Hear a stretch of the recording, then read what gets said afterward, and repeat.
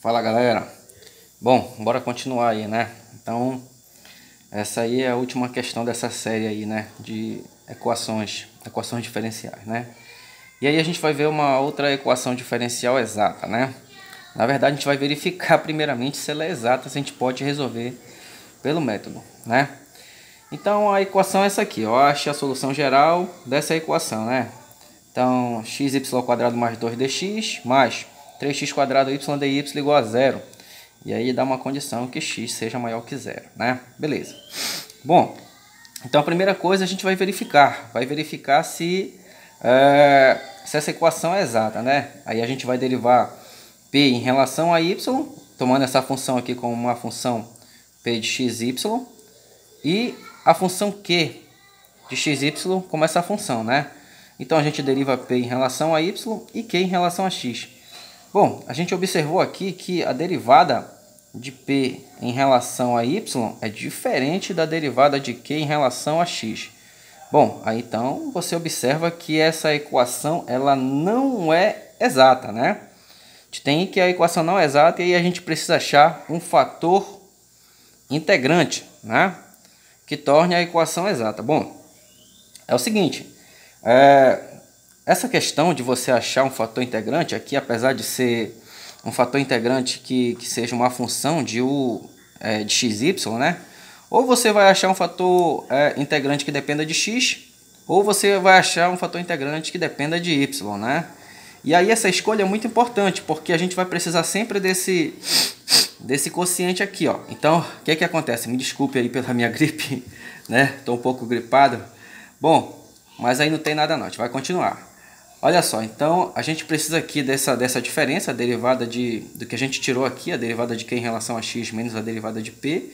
A gente faz essa diferença que deu 4xy. Agora, a nossa escolha, quem a gente vai colocar aqui no denominador, vai depender muito, olha, porque eu vou olhar para as funções e vou ver, entendeu, de que modo. Se é mais fácil eu achar uma função aqui em função de y, né? Uma função que dependa de y, ou se é mais fácil eu achar que uma que dependa de x. Bom, eu observo que a função q, ela tem y aqui embaixo, olha, eu já consigo eliminar esse y. Quando eu elimino aqui o y, fica tranquilo, né? E aqui o x pode cortar com esse x², ou seja, então a minha função ela vai ser 4 sobre 3x. Então aqui a minha h de x, né? Ela é 4 sobre 3x, ok? Bom, e aí é o seguinte, né? Então como a gente vai trabalhar em x, du dx, né? Isso aqui a gente viu em sala de aula, certo? Quando for em x aqui você vai colocar menos u e a função, ok?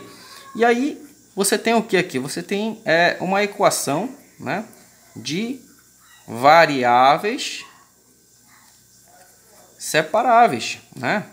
É isso que você tem, ok? Né? Então a gente vai achar esse fator integrante. Bom, então observa que o que a gente pode fazer aqui? Você pode passar o u lá para baixo, né? Como a gente já sabe fazer isso aí, né? Aí aqui você vai ter menos 4 terços. Vamos colocar assim, 1 sobre x dx. Aí você integra desse lado, integra do outro, né? Essa constante pode sair, aí você vai ter aqui log natural de u. E aqui vai ficar o seguinte, olha. Você vai colocar log natural de x elevado a menos 4 sobre 3, né? Então u vai ser igual a x elevado a menos 4 terços, que é justamente aí o nosso fator integrante, o nosso fator de integração, né? Daí o que eu vou fazer? Eu vou pegar esse fator integrante e vou multiplicar por toda a equação, né? Então, ao multiplicar por toda a equação, bom, qual é o conselho que eu dou para vocês, né? Eu aconselho que vocês façam, olha, entendeu? Esse produto de potência de mesma base. Então, eu vou pegar aqui, olha, vou multiplicar o x elevado a menos 4 sobre 3 vezes x, né? Eu conservo a base e o que eu faço com os expoentes? Eu vou somar os expoentes, certo? Então, nesse primeiro termo aqui, ó, por exemplo, ia ficar assim, ó, y², e aqui eu ia fazer essa pequena continha, né? Que ia ficar como x elevado a menos 1 terço, y², ok? E aqui, ó, o 2 multiplicado por x elevado a menos 4 terços, ia ficar 2x elevado a menos 4 terços, ok? A mesma coisa, olha, aqui, ó, né? Quando a gente fizesse aqui 3x² que multiplicasse o fator integrante, ia ficar isso aqui, 3x, aí nós somaríamos os expoentes, né? Beleza, né? Que isso aqui ia dar para mim 3x, quando eu fosse somar esses expoentes, ia ficar 2/3, né? Ia multiplicar o y, ok? Então tá aí, para quem estava com dúvida nessa parte aí, de como resolver, né? Você primeiro faz isso. Bom, aí você vai derivar, né? Você vai derivar em relação, de novo, né? Toma essa função aqui como P, essa aqui como Q, pode ser aqui uma P', e essa aqui pode ser uma Q', sei lá, entendeu? Você que sabe.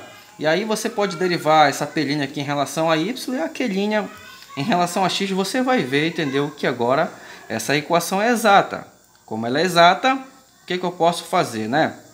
Vai existir, como ela é exata, agora vai existir uma função, né, implícita da equação diferencial, né, que é uma solução implícita da equação diferencial.